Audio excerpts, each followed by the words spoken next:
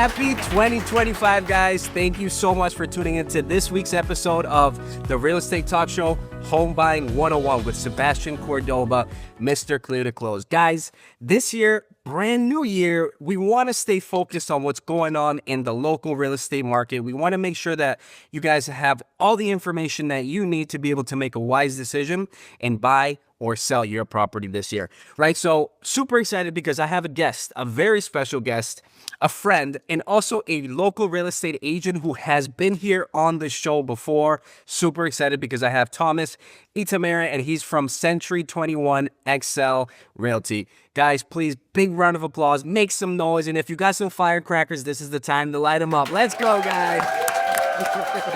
Thanks for that intro, Sebastian. How you doing? Excellent. No, thank you. Thank you. I appreciate it, Thomas. And no, thank you. Thanks for coming, man. How are you? I'm great. Happy New Year. Happy 2025 is here. Unbelievable, man. You're looking younger. I don't know what the secret. I think maybe I am too. So I think there's something's working. From your lips to God's ears. So It doesn't feel it. I'm definitely a year older. Well, you know, a year later than kind of when we met, talking about how the real estate was in 2024. Now we're already in 2025. We want to go over, we kind of wanted to get together and kind of go over these common mistakes that we're still seeing these home buyers, these sellers make. And hopefully we can give some good information and insight today to have them change their mindset and how they're approaching this process, right? But before we get into the nitty gritty, my man, please just give us a little bit of an insight. You know, tell us again who you are, real estate agent from where and how long you've been doing this for. So my name is Thomas Itemere, like Sebastian said, and I'm a realtor. I've been practicing real estate for the past 4 years. And right here in central Massachusetts with Century 21 XL Realty. Awesome, man. So, and again, thank you for coming. So you're excited? I mean, what are you seeing? Because I know last year the market that we saw was a little bit different now, right? So I guess before we kind of get into these common mistakes, what are you seeing right now? What's your finger on the pulse looking like right now? Well, Sebastian, I just saw in the news this morning that we had, but for last year's real estate sales was 30% less. Aye. Yep. So less inventory. well, less transactions. Okay. So, which to me would say, there's an inventory situation, and we have a population of buyers that are a little bit intimidated by the interest rates. Which is a very hot topic that we're talking about, and we're going to go over today. So very interesting. So what you're saying is a lot of people have been very sensitive on wanting to go buy or wanting to sell their home because of the interest rates. Correct, and especially for those that gotta sell, they gotta sell. Everybody has their unique situation as to why they have to offload a property. However, if you're on the buy side, get a lot of chatter. Everybody talks about 7% being a very high interest rate. However, from what I recall, when I bought my first property, I believe the interest back then was 6.5. Okay. And we're typically where we're supposed to be, I guess, and you can speak more to that. Yeah. But the one thing that I try to advise a lot of my buyers is that, the interest rate is based upon the market. That's what it is. Okay. However, once you've purchased the property and now you own the property and pay down some of the equity, now you have a little bit that you can manipulate and work and make things work towards your favor. 100%, my man. And it's amazing that you say that, because a lot of people do lose focus on what you said is, historically speaking, the interest rates are still relatively low. There's been interest rates before, 11%, 12%. I've heard, a lot of my colleagues I play golf with on the weekends and stuff that, when they first bought their house years ago, they paid 15%, I think 18% buying their home. You know what I mean? So, and that kind of rolls into one of the common mistakes that we're seeing, Thomas, is, people are too focused on the purchase price, not so much the purchase price, but right now they're afraid or they don't want to make this investment decision just solely based on the interest rate. Correct. Right? Where I think what you and I were talking about is that there's other factors that they should also consider, as opposed to only waiting for the interest rate to go down. Correct. The interest rate is one minor component of purchasing a home.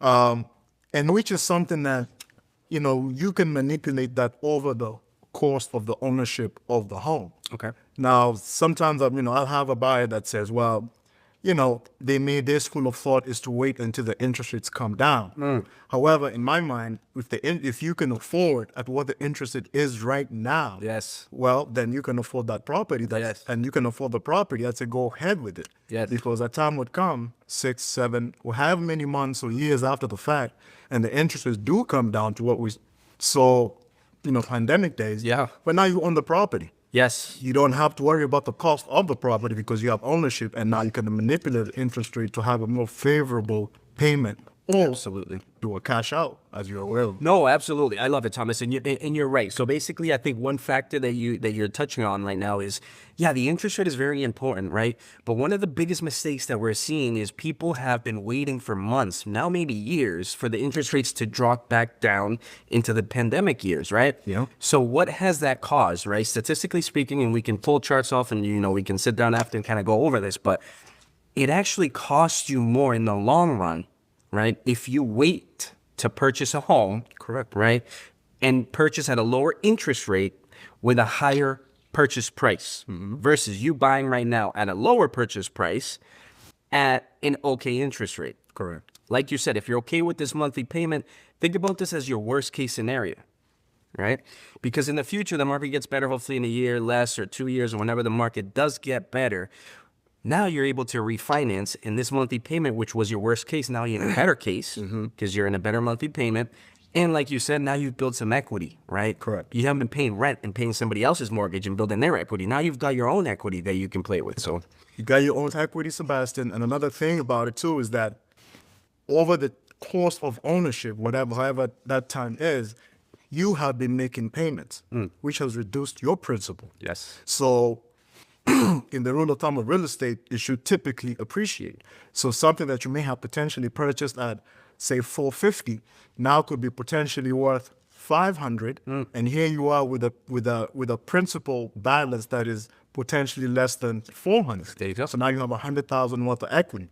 And as far as the interest rate, too, one more thing I like to touch on is just because we're kind of sort of in tax season. Yes. I'm not sure if some of our buyers realize that what you're paying interest is actually tax deductible. Oh, yes. So you use your taxable income. So even that in itself is a savings that you do not get to take advantage of when you're renting. Wow, powerful. And I don't want to throw too many people and throw too much information, but that's a great segue because when somebody owns a multifamily home, okay, they're going to be able to declare a Schedule E. And I'm not an accountant. You're going to sit down with your accountant, your CPA, and they're going to tell you what you need to declare. But there's a Schedule E.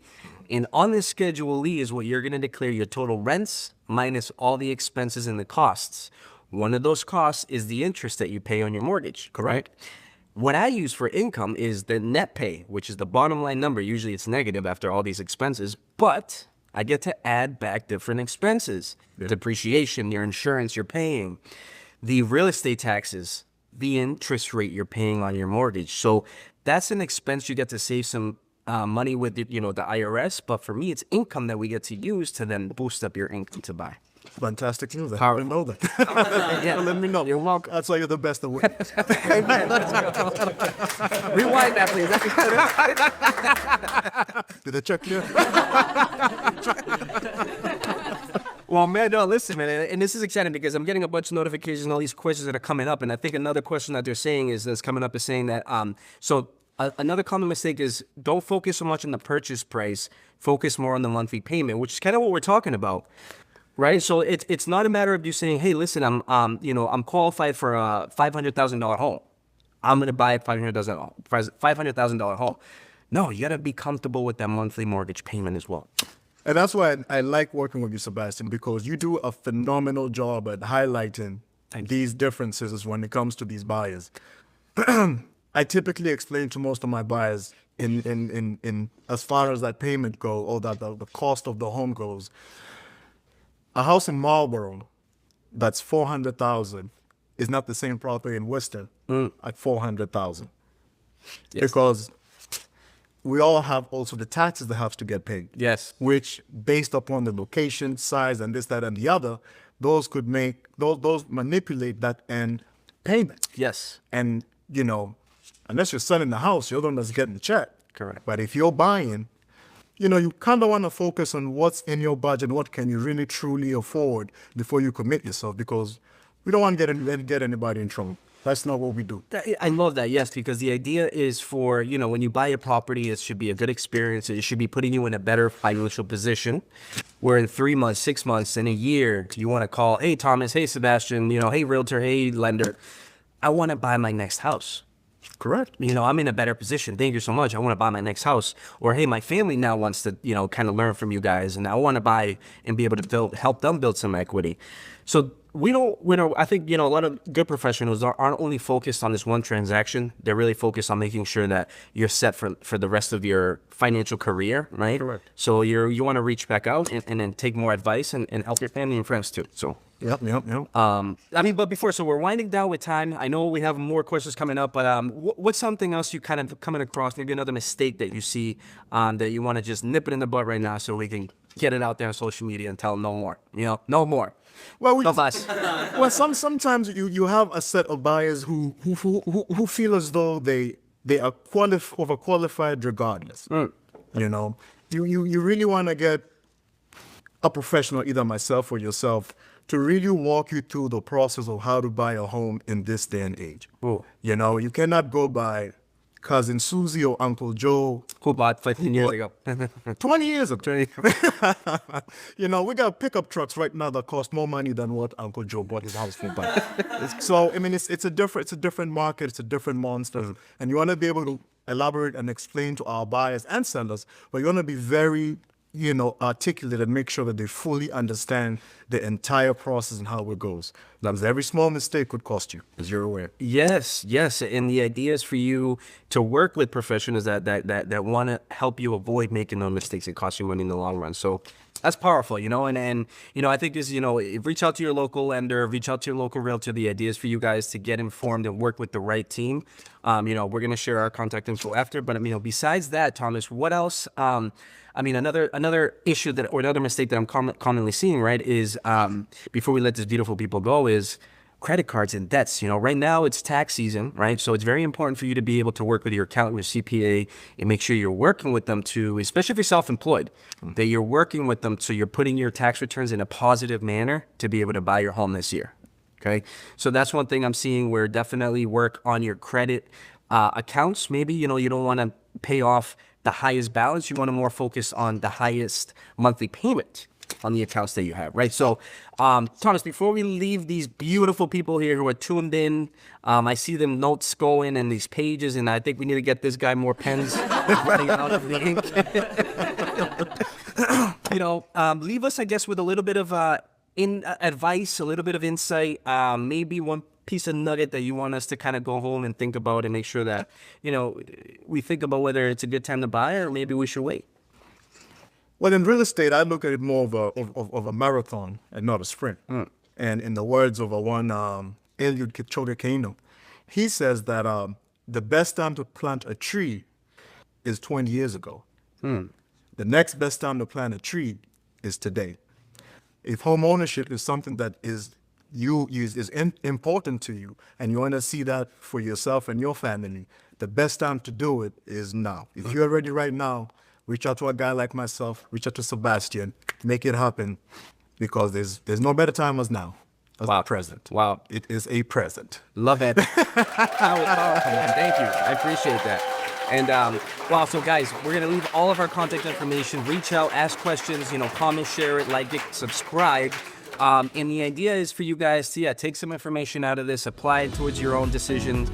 Reach out to your local professional. And again, thank you so much for tuning in, and we'll see you next week, guys. God bless.